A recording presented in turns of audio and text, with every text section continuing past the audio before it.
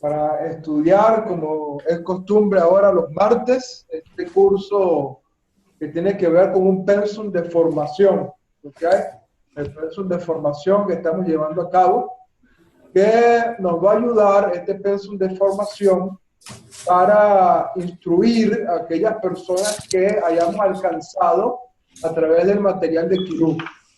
Los días lunes estamos viendo el material de Kiruf, ¿ok? De alcance, y los días martes el material de formación para aquellas personas que logremos alcanzar con estas herramientas que estamos viendo los días lunes.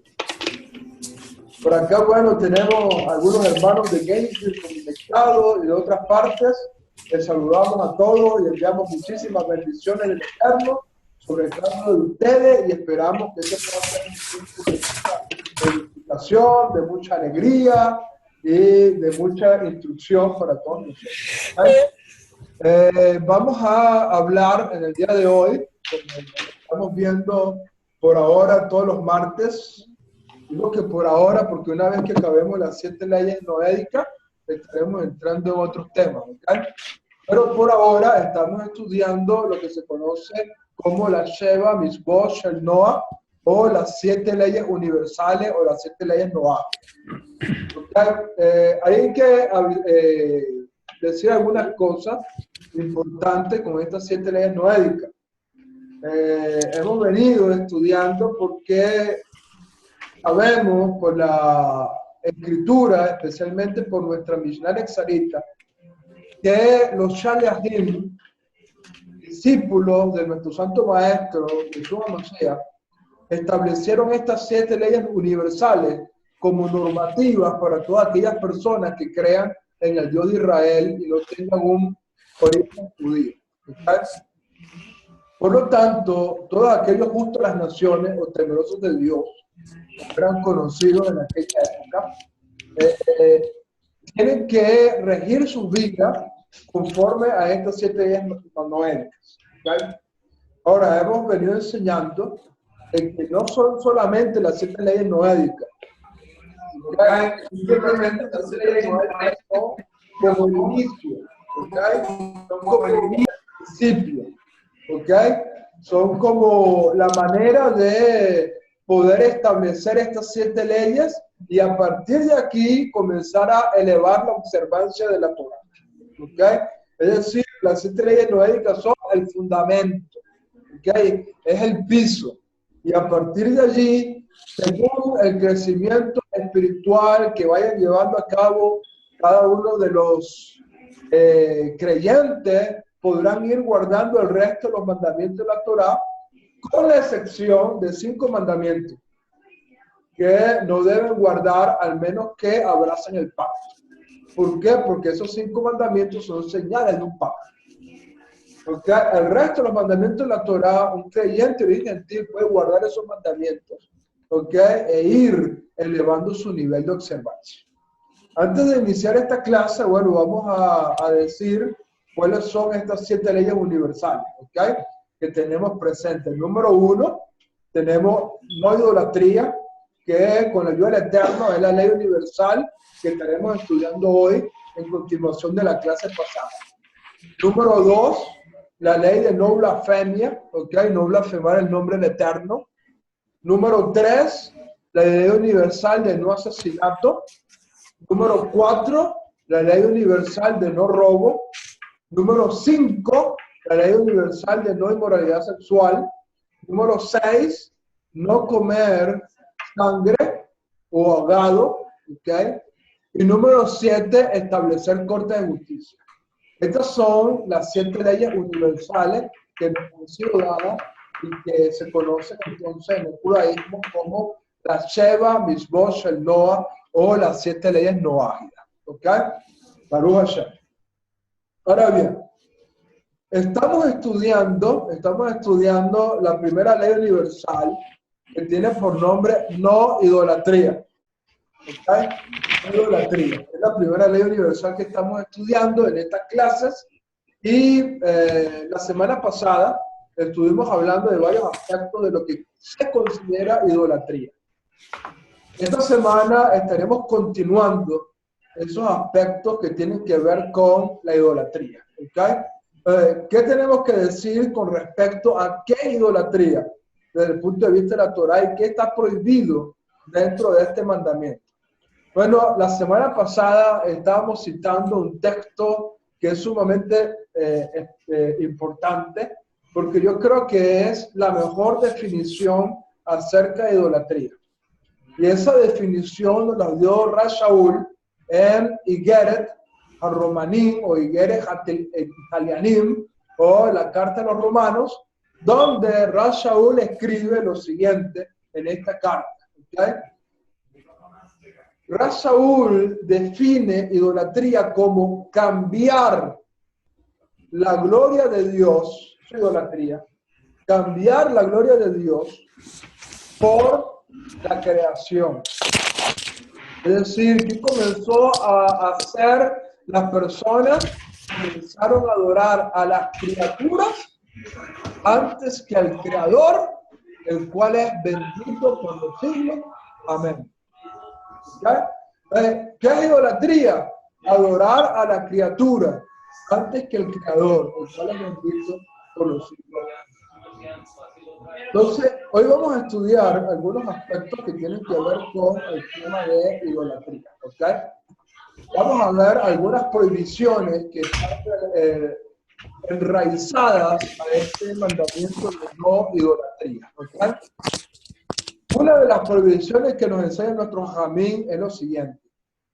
Si hay una estatua diseñada de tal manera que la boca se ve como si absorbiera o entregara agua, es decir, como que si la boca estuviese entregando agua, una persona no debería beber de esta agua poniendo su boca en la boca de la estatua, porque se vería como si estuviera besando.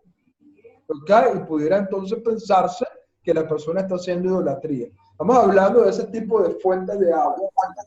Muchas veces colocan ciertas imágenes de un muñequito o de un animalito, ¿okay? Botando agua por la boca. ¿Okay? Entonces mucha gente toma de agua. Según la prohibición de los sabios, eso está prohibido. Porque la idea de pensar de que la persona está tratando de besar esa imagen. Muchas gracias. Nos daría la idea de pensar de que la persona estaría besando esa imagen y por lo tanto una forma de un culto idolátrico. ¿Okay? Por esa razón está prohibido. ¿Okay? Número dos. Está prohibido comisionar a un artesano la confección de un ídolo para uno mismo, aun si no se tiene la intención de servirlo. También está prohibido confeccionar un ídolo con manos propias, aun si el ídolo tiene un destinatario distinto y uno no intenta servirlo. Más aún, está prohibido confeccionar un ídolo con manos propias, siendo uno mismo el destinatario. Es decir, una persona que esté buscando a Hashem no puede ser un fabricante de ídolos. ¿Okay? Si la persona antes no tenía el conocimiento del Eterno y se dedicaba a fabricar esos ídolos, una vez vuelto su corazón al Dios de Israel, tiene que dejar ese trabajo, tiene que dejar ese negocio y tiene que comenzar a buscar otro negocio distinto. ¿Okay? Pero no puede, ni siquiera para otros, aunque él no lo vaya a adorar, está prohibido confeccionar cualquier tipo de ídolo, ¿ok? O mandar a hacer a una persona un ídolo, aunque uno lo quiera por adorno o algo así, está completamente prohibido. ¿Ok? Número 3. Está prohibido confeccionar figuras e imágenes de oro o de plata con propósitos ornamentales, aun cuando éstas no sean ídolos.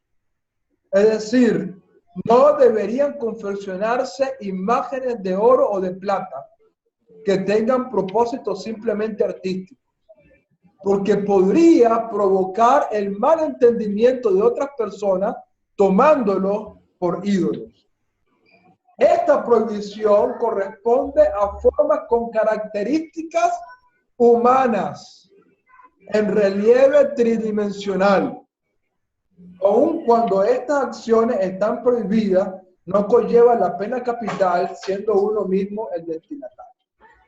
¿Qué cosa está prohibido? ¿Okay? ¿Qué cosa está prohibido? Está prohibido hacer imágenes de oro o de plata siempre y cuando tengan características humanas. No se puede hacer, ni siquiera como adorno. ¿Okay? Ni siquiera como adorno. Se puede hacer un tipo de escultura con oro o con plata que tenga características humanas. ¿Ok? ¿Están conmigo? Baruch. Cuarta regla que estaremos mencionando en el día de hoy, está también prohibido formar imágenes del sol, de la luna, de las estrellas, de las constelaciones, de ángeles o de las cuatro caras en una forma del carruaje que vio Ezequiel. Así como también está prohibido hacer imágenes de los ángeles ministeriales que sirven a Dios. Tales figuras no pueden ser hechas ni siquiera en forma bidimensional. ¿Qué quiere decir forma bidimensional? Recuerden que hay tres dimensiones, ¿ok? Entonces, muchas veces se puede hacer una escultura que no tenga tres dimensiones, sino que tenga dos dimensiones, es decir, que sea completamente plana, que tenga altura y anchura, pero que no tenga longitud, ¿ok? Entonces, no se puede hacer, ni siquiera de forma bidimensional, ningún tipo de estas cosas, ¿ok? ¿Están conmigo? ¿Sí? ¿Hay una pregunta? Ajá. Y la estrella esa de David. Ok, las estrellas de David y estos símbolos que caracterizan al pueblo de Israel. Ok, bueno, la estrella de David no se considera una estrella como tal. Ok, se considera más bien un escudo. O sea, no entra en la categoría de estrella, entra en la categoría de hecho en hebreo se conoce como Maguen David. Ok, escudo de David. No es una estrella, sino que es la forma de un escudo de arma que no se basó en su diseño en las estrellas, ¿okay? Sino que según los sabios, su diseño se basó en la forma en que el pueblo de Israel acampaba en el desierto y de esa manera se formó este escudo que aparentemente fue el escudo de armas del rey David. ¿Okay? Y la manita que dice que tiene el Hansen, ¿ok? Bueno, aquí no hablan de ese tipo de cosas, está hablando del sol, la luna, las estrellas o de las constelaciones, ¿ok? Esta manito, conocida como el Hansen, que normalmente tiene 2 dedos pulgares, ¿ok? Según se dice, este Hansen viene de cuando el Cohen colocaba sus 2 manos sobre un animal para hacer su sacrificio. Se formaba esta figura de una mano con 2 dedos pulgares, ¿okay? Porque el Cohen colocaba su mano. ¿Okay? Eso quedó como una figura, ¿okay?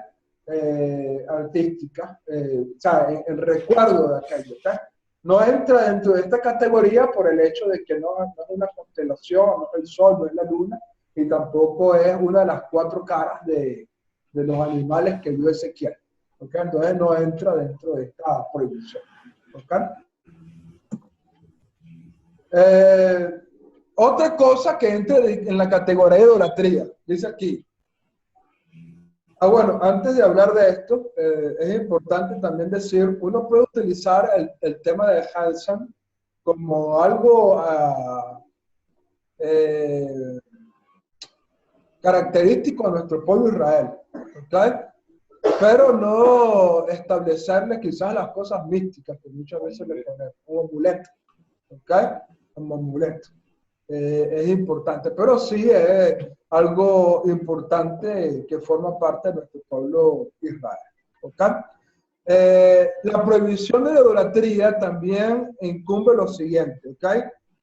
Si una persona dice, un ídolo me dijo, adora, o si dice, Dios me dijo, adora a un ídolo, es un falso profeta. Y si llega a influenciar a la mayoría de una ciudad, debe ser apedreado. ¿Okay? Obviamente, hoy en día sabemos que este tipo de penas capitales no podemos establecerlas hoy en día. ¿Okay? No podemos tomarlas, tiene que haber un Sanedrín, tiene que haber un tribunal establecido. ¿Okay? Hoy en día, este tipo de penas capitales, o conocidas como pena de caret, se dejan en manos del Tribunal Celestial. ¿Okay? Que según enseñan nuestros sabios, cualquier persona que comete este tipo de idolatría, ¿okay? Entonces muere, ¿okay? Muere joven, sin hijos, ¿okay? Sin dejar descendencia. Eso en el caso de que sea una persona que conozca al Dios de Israel y cometa este tipo de idolatría, o haga que otras personas que conocen al Dios de Israel hagan ese tipo de idolatría. Tenemos que cuidarnos mucho de esas cosas, ¿ok? Sobre todo en algunos movimientos que conocemos, donde mucha gente dice, bueno, Dios me dijo tal cosa, Dios me dijo tal cosa, y pudiera entrar eso en una categoría de idolatría, ¿ok? Sabemos que en el cristianismo histórico, Jesús es visto como Dios, ¿ok? Como si fuera Hashem, ¿ok? Hay que tener mucho cuidado con ese tipo de cosas. ¿Okay? Otro aspecto que tiene que ver con esta prohibición de idolatría. Un seductor idolátrico, en el sentido de los puntos anteriores, es igualmente culpable, ya sea que use expresiones en singular o en plural en su seducción. No hay diferencia, por ejemplo, si él dice, iré y adoraré a tal ídolo.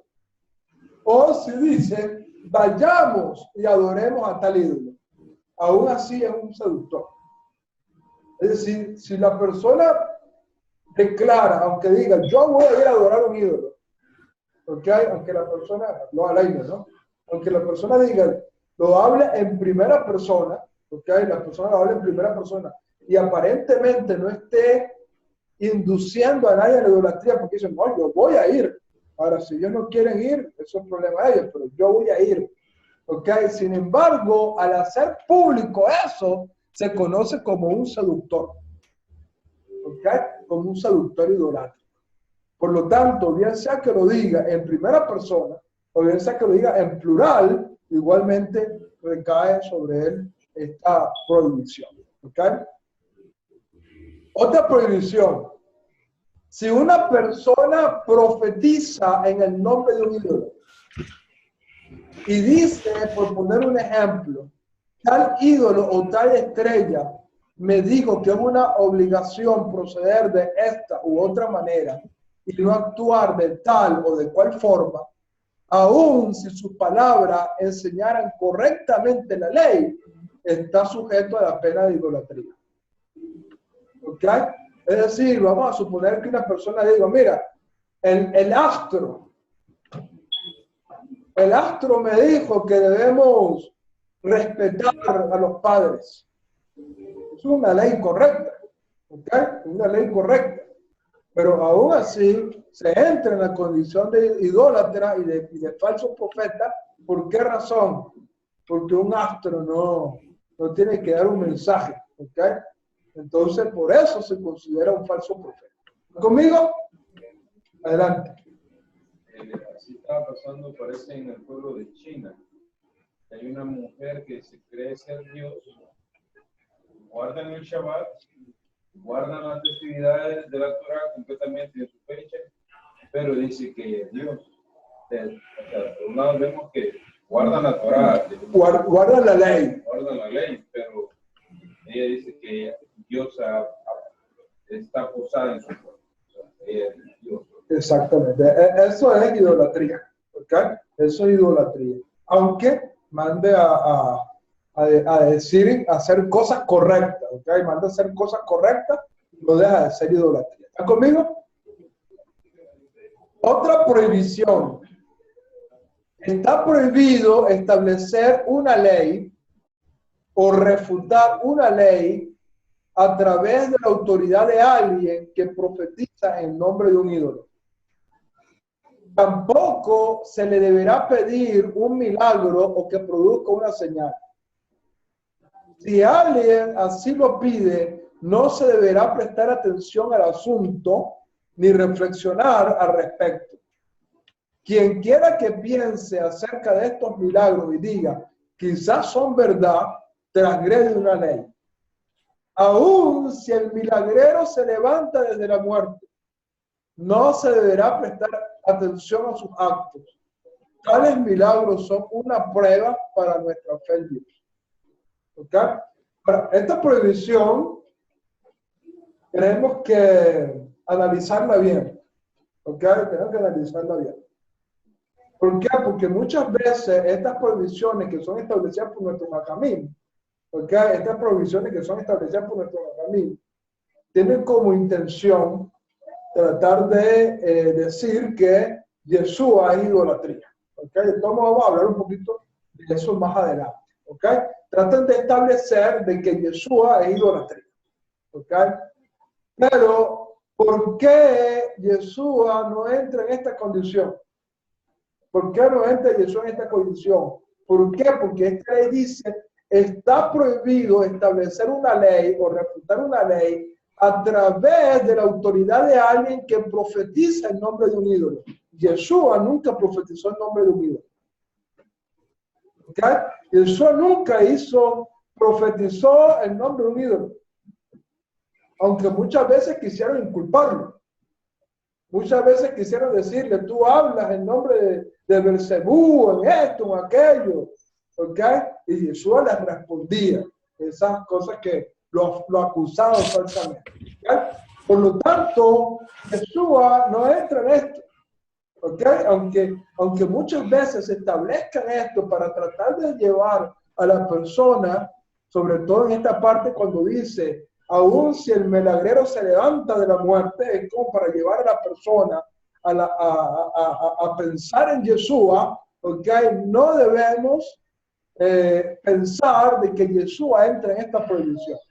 ¿Por qué? Porque Yeshua nunca habló en nombre de un ídolo. Yeshua siempre habló en nombre de ¿quién? De Hashem. De Hashem. ¿Ok? Y no cambió ninguna ley, ni la, ¿cómo se llama? Ni la refutó, ni nada de esto. ¿Okay? Esto es importante que lo tengamos en mente. De todos modos, un poquito más adelante vamos a hablar acerca del caso de Yeshua específicamente. ¿Okay? Otra ley. Una persona no debería usar un ídolo o una casa de idolatría como un punto de referencia. Por ejemplo, diciéndole a un amigo, encuéntrame a tal lado de aquella casa idolátrica. Por ejemplo, tú no puedes decir, mira, nos vamos a ver en la plaza que está frente a la iglesia católica.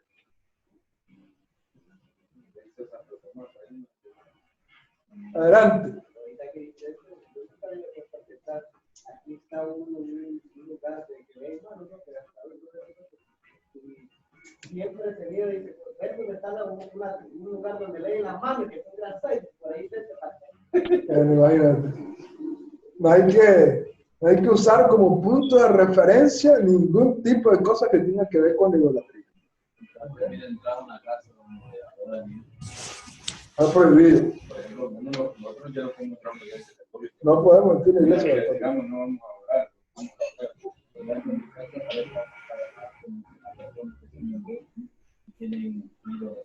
Bueno, ya es una cuestión de trabajo, ya es un poco difícil, ¿no? Evitar.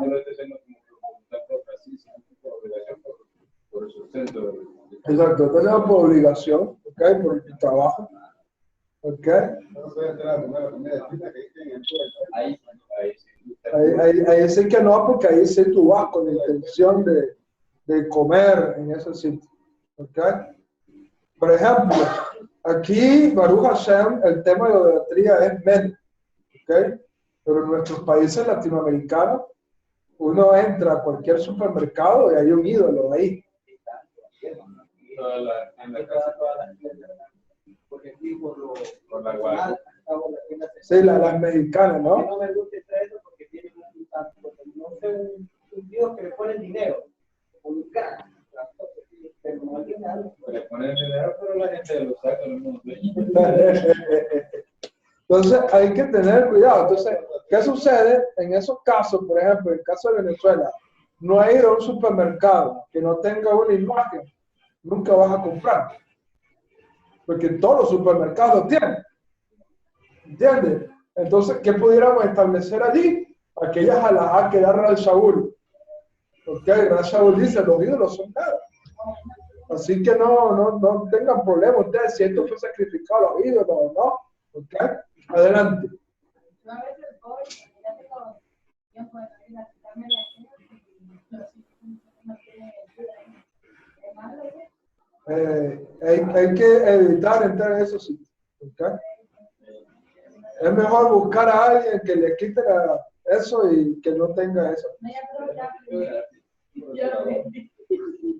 Arúgase. Hay que tener cuidado con eso. ¿Okay? Hay que tener cuidado con ese tipo de idolatría que hay en nuestra generación. ¿Okay?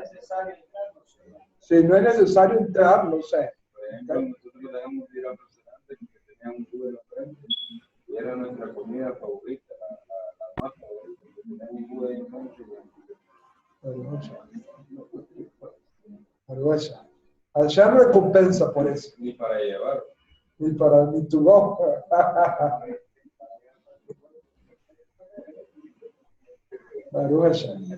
Bueno, vamos a hablar un poquito de algo que hablamos la semana pasada también.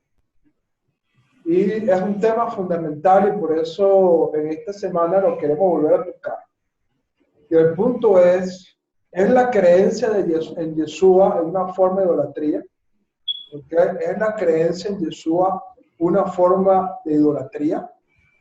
Entonces vamos a estudiar algunas cosas. Número uno, desde lo que colocamos aquí, Yeshua enseñó acerca de la unidad del Eterno. ¿Okay? La unidad del Eterno. Está escrito en Mateo capítulo 22, versos 36 al 40, lo siguiente. Le preguntaron a Yeshua, maestro, ¿cuál es el mandamiento más importante de la Torá? Ama al Señor tu Elohim con todo tu corazón, con todo tu ser y con toda tu mente. Le respondió Yeshua. Este es el primero y el más importante de los mandamientos. El segundo se parece a este. Ama a tu prójimo como a ti mismo. De estos dos mandamientos depende toda la Torá y los profetas. Yeshua en esta declaración está hablando acerca de la unidad de Hashem. ¿Ok? Y esto es importante. Yeshua nunca dijo que él fuera Dios. Nunca dijo que lo adoraran. Yeshua siempre citó la Torá y entre esas citas de la Torá, Yeshua establece el Shema Israel como el más grande de todos los mandamientos de la Torá. ¿Ok? Eso es número uno. Número dos, Yeshua no solamente habló de la unidad de Hashem, sino que también Yeshua habló de la unicidad de Hashem. La semana pasada hablamos un poquito acerca de la diferencia entre unidad y unicidad. ¿Okay? Unicidad es decir, no solamente que es uno, sino que además de que es uno, es único. Existe otro. ¿Ok? Y de allí nosotros no podemos creer de que existe otra fuerza semejante a Hashem. Por lo tanto, esa creencia de que Hashem tiene un rival que se le opone, que hace guerra, porque tiene tantos poderes como lo tiene el Eterno, eso es una creencia idolátrica. ¿Okay? Es una creencia idolátrica. Nosotros no podemos pensar de que el diablo es un rival para Dios y que tiene la misma naturaleza de Dios. Hashem es único, no hay otro. No hay otro. ¿Okay? No hay otro. Hasatán es un adversario no de Dios, sino del hombre. Satán fue creado por Hashem para ser un adversario nuestro, para que nosotros podamos luchar y poder crecer espiritualmente. Pero jamás ni nunca Satán es un adversario de Hashem. ¿Ok? De hecho, todos sabemos muy bien que en el libro de Job, en el libro de Job, a Satán se ve como uno de los hijos de Dios. ¿Ok? Se ve como uno de los hijos de Dios. Entonces, Yeshua no solamente habló de la unidad de Dios, sino que Yeshua también habló del concepto de unicidad de Hashem. Hashem es único y no hay otro como él. Yeshua enfatizó que la oración debe ser dirigida al Eterno. Está escrito en Matillahu capítulo 6, versos 9 al 13. Vosotros pues oraréis así. Padre nuestro, que estás en los cielos, santificado sea tu nombre, venga tu reino, hágase tu voluntad como en el cielo, también en la tierra. El pan nuestro de cada día dándolo hoy, perdona nuestras deudas como también nosotros perdonamos a nuestros deudores y no nos metas en tentación, mas líbranos del mal, porque tuyo es el reino, el poder, la gloria por todos los siglos. Amén. Jesús lo dijo, mío es el reino, mío es el poder, mío es la gloria. No, dijo, tuyo es el reino, tuyo es el poder, tuya es la gloria por los siglos de los siglos. Amén. Yeshua siempre le dio el honor a el Eterno. ¿Ok? Es un aspecto importante. Adelante. Por ejemplo, yo siempre he dicho, por ejemplo, parece que dice capítulo 5, no me acuerdo cuál es el verso, pero dice al que está sentado en el trono y al Cordero, o sea, la honra. O sea, sí.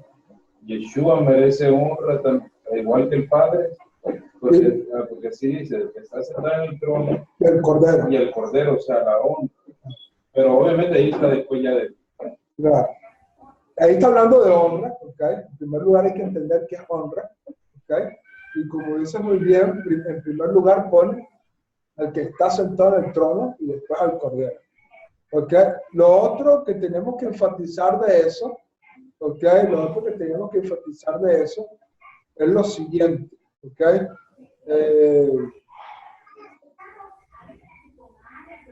Yeshua está investido con el nombre de Hashem.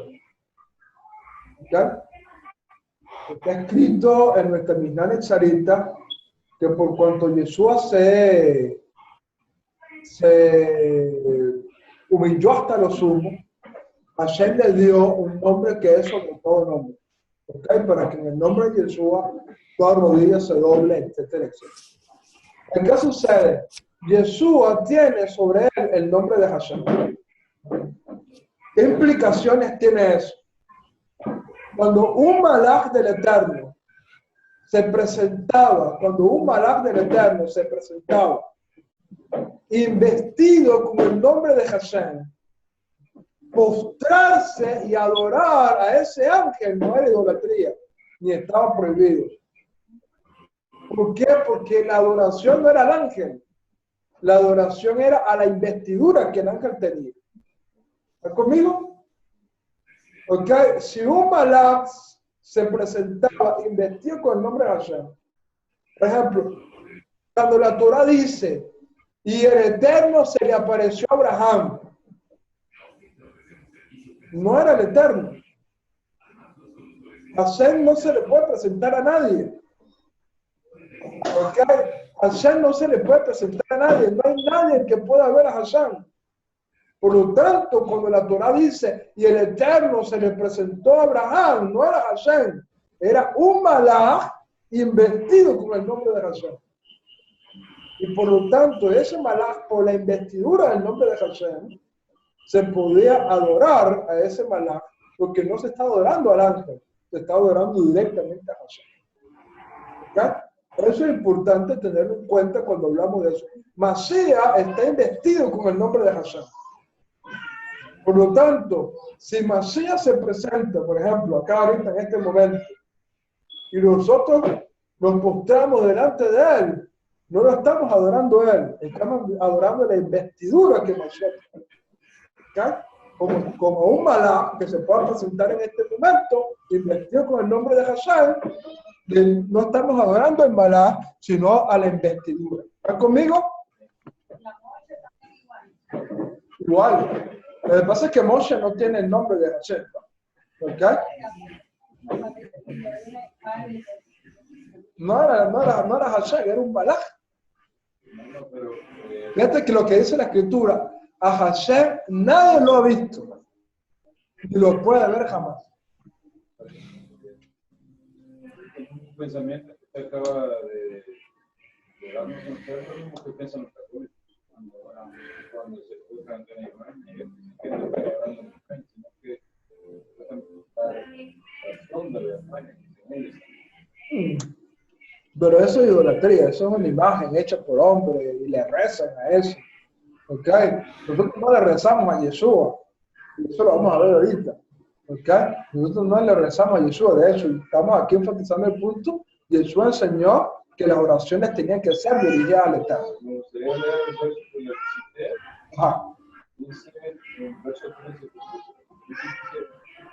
dice, y todo lo creado que está en el cielo, sobre la tierra, debajo de la tierra y el mar, y a todas las cosas que en ello hay, es decir, al que está sentado en el trono y al Cordero, sea la alabanza, la honra, la gloria y el poder por los siglos de los siglos. Así es. ¿Okay? En ese momento, Mashiach está representando. Por ejemplo, los profetas hablaron y el Eterno reinará. ¿Va a ser el Eterno el que va a reinar o va a ser Mashiach el que va a reinar? ¿Okay? Es Mashiach. ¿Pero por qué dice el Eterno? Porque Mashiach está investido con su nombre. Porque, por ejemplo, también hay una escritura en el libro de Ezequiel donde dice, yo mismo iré y los pastorearé. Exactamente. Dice el Eterno. Exactamente. Ellos tomaban esa cita para decir que en aquel entonces, ¿verdad? Él era Dios. Él era Dios, o sea, porque dice, ¿cómo va a decir mismo usted diciendo que él va a venir? Exacto. ¿Cómo tenemos que interpretar esos textos cuando dice, yo vengo, yo mismo los pastorearé? No. Es un representante de Hashem investido con el nombre de Hashem. Y es como si fuera Hashem.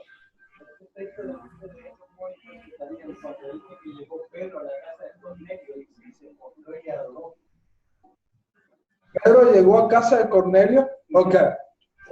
Eso lo vamos a estudiar en un tema de Yeshiva. Hashem nos permite estudiar de Yeshiva. Pero el concepto hebreo que está detrás de esa palabra y adoró es un concepto hebreo que es el concepto de ishtahavá. ¿Ok? Ishtahavá. Lo que pasa es que en el griego se tomó y se malinterpretó. ¿Ok? Pero hacer ishtahavá delante de una persona no es idolatría, sino una forma de reverencia. ¿Ok? Lo que pasa es que cuando se fue al griego, entonces se transversó el concepto. ¿Ok? Pero el concepto que está detrás es ishtahavá. Y en las escrituras vemos que delante de David, delante del rey David, se postraban y hacían reverencia, hacían ishtahavá. ¿Ok? Y no es idolatría. ¿Ok? Ahora, sí, y esto es algo importante. Si el receptor de ese tipo de honra percibe que tú le estás dando una honra que no es correcta, entonces él debe decirte, no me dé ese tipo de honra. Así como el ángel de Apocalipsis. Como el ángel que habla el libro de Apocalipsis, que también ocurrió con Manoah, ¿no? Con Manoah, el padre de Sansón, ¿okay? Que quisieron darle una honra más allá, pero él no tenía investidura en nombre de Hashem. ¿Ok? Él no tenía investidura en nombre de Hashem. Entonces, él percibió que el tipo de honra que querían darle es un tipo de honra que no le corresponde a él. Y que es para Hashem. Yo digo, no. Y él lo corrige. ¿Ok? Y en este caso, Kefa también corrige. ¿Ok?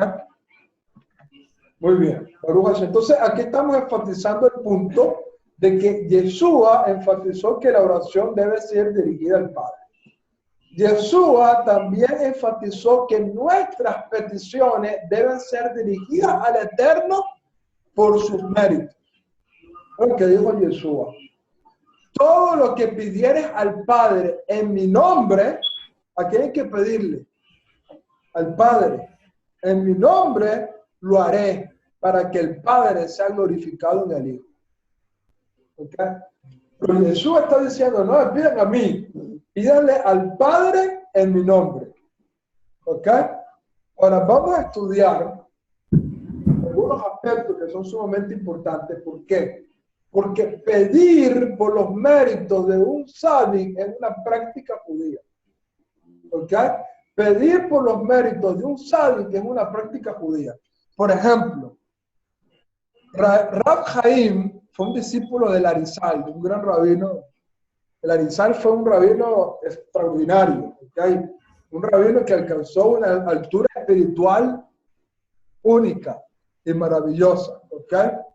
Y Rab Haim comenta lo siguiente: en una ocasión nuestro maestro, es decir, el Arizal, fue a la tumba, fue a rezar a la tumba de Shemayá y Abatión en Kush Halaf, okay, es un sitio en Israel, a unas 4 millas de Sefat, para pedirles que le revelaran ciertos secretos de la Torá. Lo hacía a menudo. Cuando encontraba necesario hablar con un Tana o con un profeta, iba a su tumba. Se postraba y se concentraba en la unidad de Hashem para hacer levantar el espíritu de esa persona. Hablaba con él de la misma forma que una persona conversa con un amigo. Y todo esto en Yehudín se menciona en mis escritos porque el Arizal lo enseñó a sus talmidim, que solían levantar espíritu y hablar con Sadikim fallecidos mucho tiempo antes y hacerles preguntas y escuchar sus respuestas. Imagínate. Aquellos que nos acusan a nosotros de idólatra,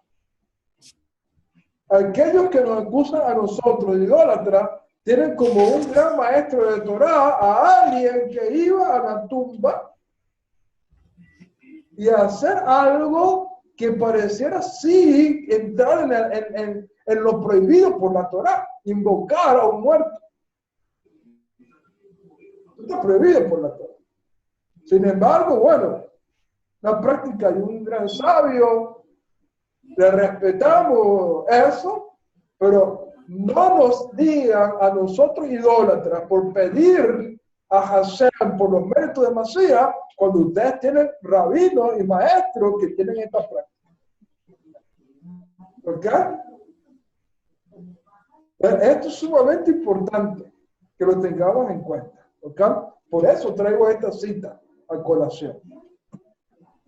Rabbi Nachman enseñó lo siguiente: el que venga a visitar mi tumba y dé una moneda para sedaká, es decir, para caridad, y recite estos 10 salmos específicos llamados el Tikkun HaKelali, lo sacaré aún de las profundidades del infierno.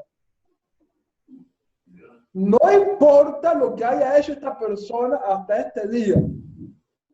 Solo que desde este momento y en adelante debe aceptar no volver a sus malos caminos. Fíjate lo que dice. Lo que llaman el catolicismo.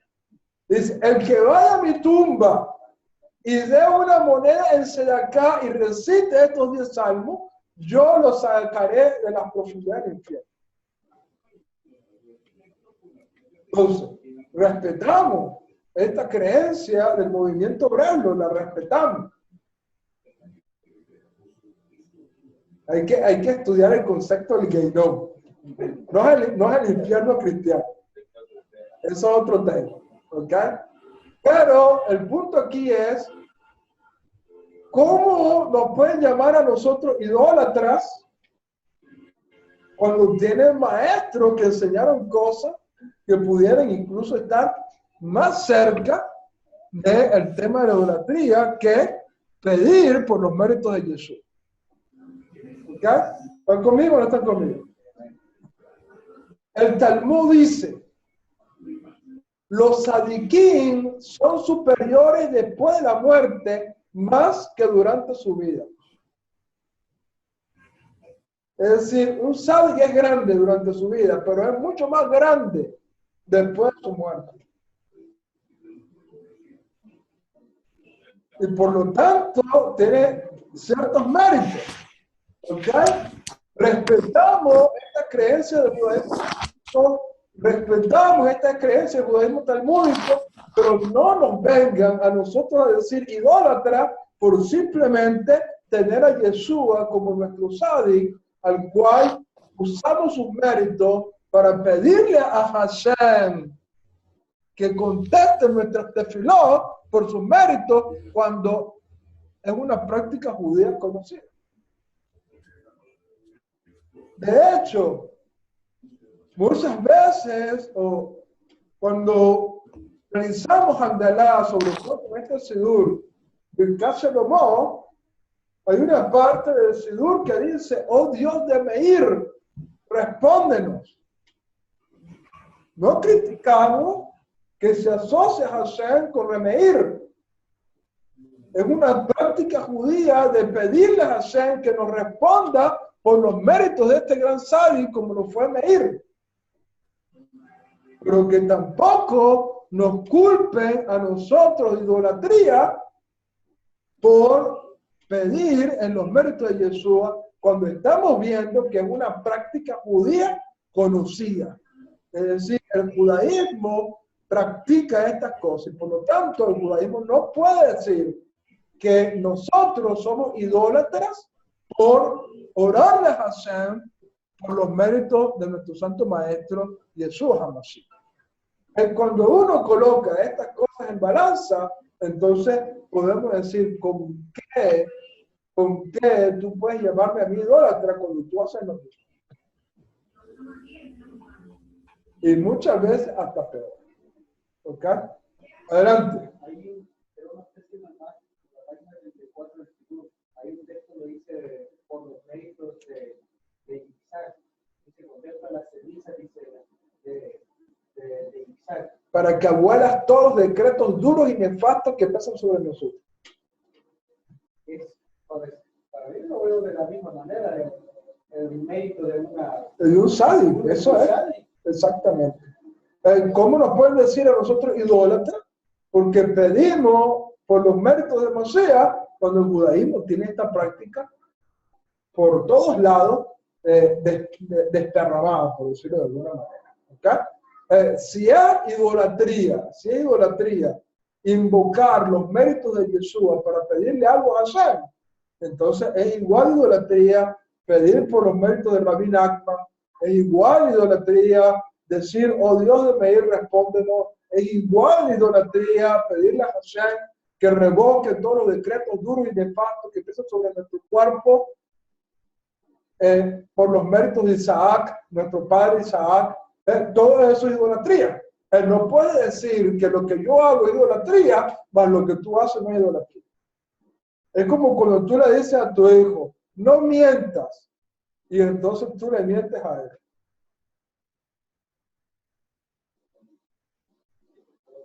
¿Ok? Él no puede prohibirle a alguien que tú haces. Él no puede, el judaísmo rabínico, llamarnos a nosotros. ¿Ok? No puede el judaísmo rabínico llamarnos a nosotros idólatras cuando ellos están cometiendo los mismos actos de los cuales estamos hablando. ¿Están conmigo? Entonces, con esto queríamos compartir estos puntos para que podamos tener bien claro que la práctica, ¿okay? La práctica nexarita de pedir por los méritos de Yeshua no es visto como un asunto de Abodá Zará o idolatría. Es una práctica judía que Yeshua también estableció en sus seguidores. ¿Ok? Y para nada tiene que ver con el pecado de idolatría. Bueno, vamos a ver si algunos de los que están online también tienen alguna pregunta que realizarnos. A ver, shalom, shalom.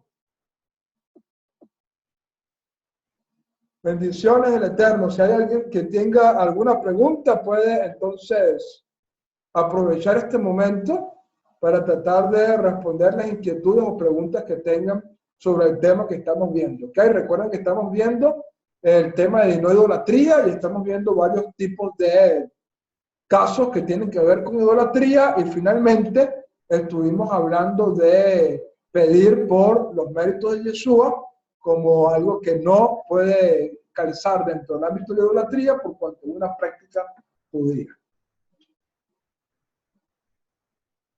Bueno, Baruch Hashem, creo que no tenemos ninguna pregunta. Si no tienen audio, pueden utilizar también el chat. ¿Okay? Recuerden que acá tienen un chat a su disposición, el cual pueden escribirnos si tienen alguna pregunta. ¿Okay? Si no, de lo contrario, entonces estaremos dando por finalizada la clase de hoy y estaremos regresando el próximo martes para seguir estudiando este pensum de formación, este pensum de estudio, que tiene como propósito ayudarnos a formar a aquellas personas que vayan siendo parte de nuestras comunidades. ¿Okay? Vamos a dar un minutico, a ver, unos minuticos. Por acá, ¿hay alguien más que tenga alguna pregunta? Los que están acá presentes en vivo. Entonces, dejando de fuera los actos de idolatría que hay en el catolicismo, pero viendo eso de pedir a veces, que ve que ellos piden muchos pueblos, como santos, según ellos, no, de personas que murieron y que el Vaticano de alguna manera los beatificó. Y ellos piden en el nombre de San no sé qué, San del otro, son hombres que murieron y que fueron personas, pues no cualquiera, no, personas que se guardaron en su fe. Entonces eso no sería una idolatría para ellos. Ok, si están pidiéndole al santo, es idolatría. Ok, si le están pidiendo al santo. Pues sí, Pero si están pidiéndole por la justicia de ese santo, no es idolatría. Ok, entonces de ahí es donde... porque ellos piden directo al santo, el santo tiene poder. Por aquí nos hacen una pregunta interesante. Vamos primero a darle la palabra aquí a Jimmer, a ver qué nos va a preguntar y después leemos lo que nos dicen acá. Nada, mi pregunta es sobre, nosotros pedimos a Hashem por los méritos de Yeshua. Nos es permitido pedir por méritos de otros sadis y si ya tenemos. Claro. O sea, ya estamos viendo que no es una práctica idolátrica. ¿Okay? La pregunta es, si tenemos los méritos de un sadi del cual nosotros nos refugiamos en sus enseñanzas y en sus palabras, ¿okay? ¿Para qué utilizar el mérito de otro sadi? ¿Okay? O sea, si tenemos a Yeshua como el sadi nuestro, ¿para qué pedir, por ejemplo, por Rabbi Nachman? ¿Okay? Sí, mi pregunta solo porque hay un libro de los Salmos donde hay que dar digamos, una oración antes donde habla de los méritos de David, que es aceptado, Okay. Pero en este caso, en el caso del Salmo, es porque los Salmos los escribió David. Entonces ahí se invoca el mérito de David porque fue él quien escribió los Salmos. ¿Okay? Entonces, de alguna manera, al recitar los Salmos, de alguna manera los méritos de David están ahí presentes. ¿Okay? Y no está mal hacerlo, ¿okay? Porque él fue el que nos dejó esos tejilín. Aparte que yo pienso que respecto a la pregunta del hermano Kimmer, de que en sí, en nuestro side, nuestro Mesías Yeshua, pienso que él es superior a todos los demás sides. Exacto. ¿Verdad? O sea, él, aunque realmente no se invalidan los méritos o la justicia que tuvo Abraham, Isaac, Jacob, Negle David, Shalom o cualquier otro site de la historia, pero como sea, siempre la justicia de nuestro Santo Maestro Yeshua es superior a la de todos ellos. Exactamente. Entonces, obviamente, cuenta más. Aparte que sí decía el Señor por el apóstol, por el de él, que en el nombre de él, ¿verdad? Porque no hay otro nombre dado a los hombres. Exactamente. Bueno, aquí tiene que ver mucho esta pregunta que nos hacen por acá por el chat. Dice, si se ora en el nombre del Eterno sin mencionar a Yeshua, ¿está mal? Es la pregunta que nos hacen. Bueno, aquí estamos hablando del tema de, sobre todo, cuando uno le pide algo a Hashem. ¿Ok? Y es cuando precisamente Yeshua dijo, todo lo que pidáis al Padre en mi nombre. Uno puede orarle a Hashem, ¿ok? Sin usar el nombre de Yeshua, ¿ok? De hecho, les voy a leer un documento halágico en un momento, que es importante. ¿Ok? Pero cuando utilizamos el mérito de Yeshua, cuando nosotros consideramos que no tenemos méritos nosotros apropiados delante de Hashem, y por lo tanto tenemos que cobijarnos para pedirle a Hashem cuyas cantidades extraordinarias, cuyo es tan inalcanzable para nosotros, que tenemos tanta falla, normalmente nos refugiamos en los méritos de alguien que, utilizando esos méritos, podamos pedirle algo a Hashem. ¿Ok? Entonces, si uno va a orarle al Eterno y darle gracias, no necesita los méritos de Hashem.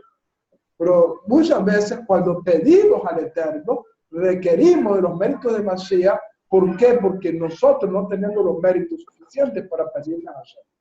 Y es por eso que utilizamos los méritos de algún Sadik, en este caso, en el caso nuestro, en los méritos de Mashiach, para que sea nuestro Sadik. De todos modos, voy a leer algo aquí que es sumamente importante. Quiero compartirles para ir finalizando esta clase. Fíjate lo que dice acá. Esto es una halajá que me envió y quiero compartírsela para todos ustedes. ¿Ok? La halajá habla acerca de las bendiciones y de los méritos.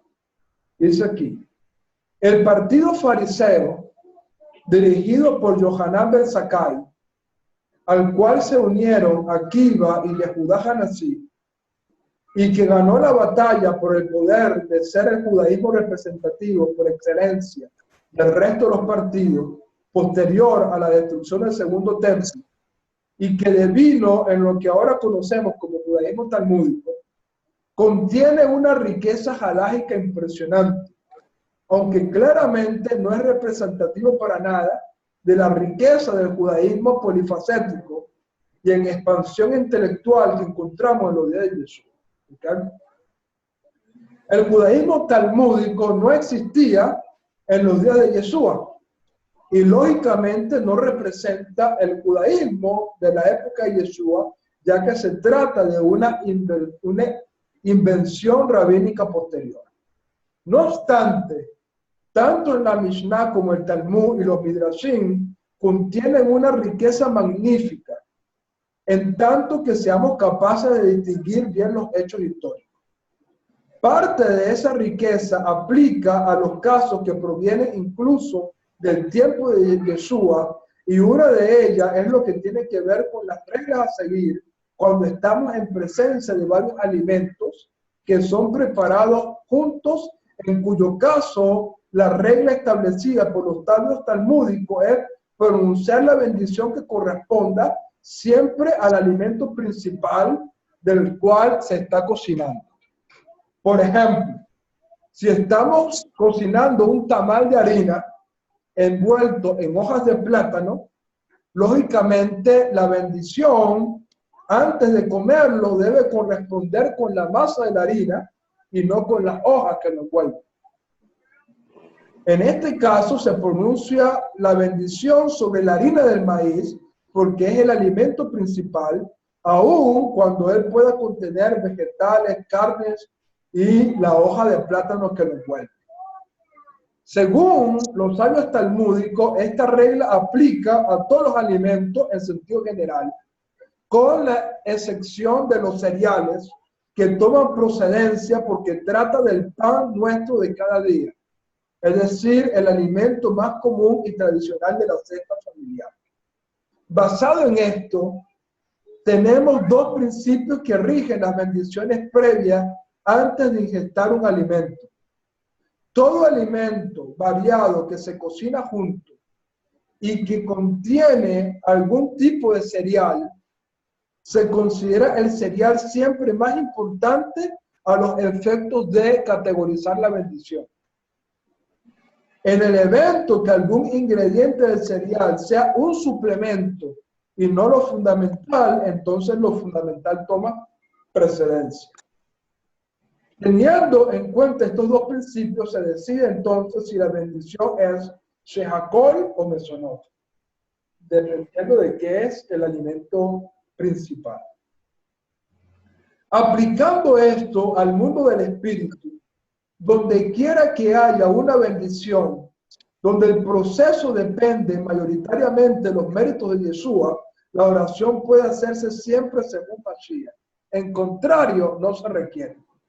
Por ejemplo, si perdimos algo y rezamos al Eterno que nos ayude a encontrarlo, podemos decir al final del rezo, oh Elohim de Yeshua, ayúdame, o hazlo por el mérito de Yeshua HaMashiach. Sin embargo, al encender las luces del Shabbat o al hacer el Kiddush, no se requiere el mérito de Mashiach.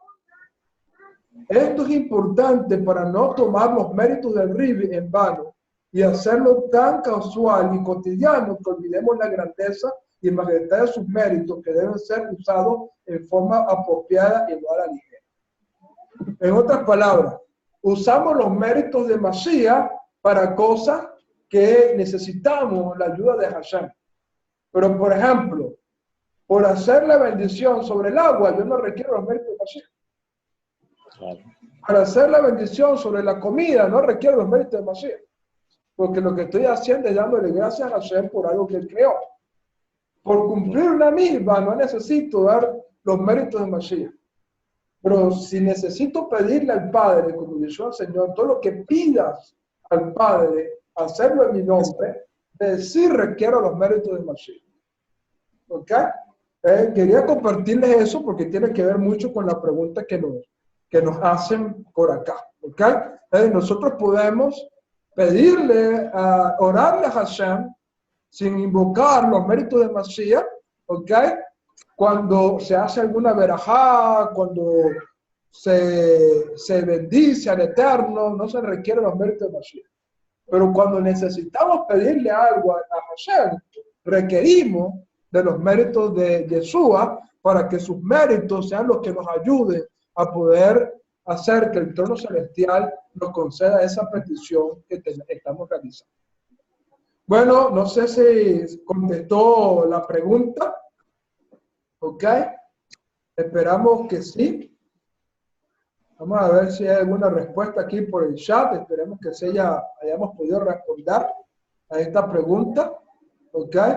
Baruch Hashem, me dicen que sí, mil gracias. Entonces, usted cuando enciende las velas del Shabbat no necesita decir Beshem Yeshua. O cuando se coloca el talí no necesita decir Beshem Yeshua. ¿Ok? Eso es importante. ¿Ah? Por los hijos, la bendición sacerdotal. La bendición sacerdotal no necesita, ¿ok? No se necesita, ¿ok? Ahora, si se va a realizar la bendición nexarita, que está basada en aquel escrito que aparece en la Mishnah nexarita, ahí sí se toma en cuenta eso, ¿ok? Bueno, vamos a dar por finalizar la clase de hoy. Nos despedimos de todos los que están online. Que Hashem les bendiga, les guarde. Y esta clase estaremos subiéndola al internet para que otras personas puedan disfrutarla también. ¿Ok? Muchas bendiciones para todos. Shalom Ubrahot. Amén.